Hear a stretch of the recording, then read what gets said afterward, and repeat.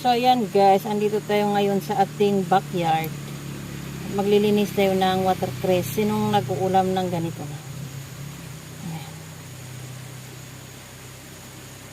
Watercress, ito yung tumutubo sa tubig. Ayan. Masarap to, igisa lang sa mantika. Igisahin lang natin guys sa mantika ito. Oh.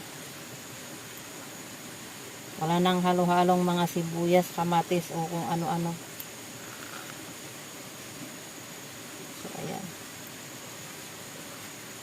Ang sarap pag fresh yung ating kinakain.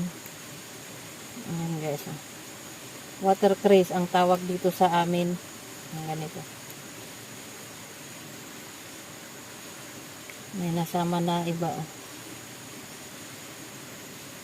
Kailangan natin tingnan mabuti kasi parang pare-pareho sila ba.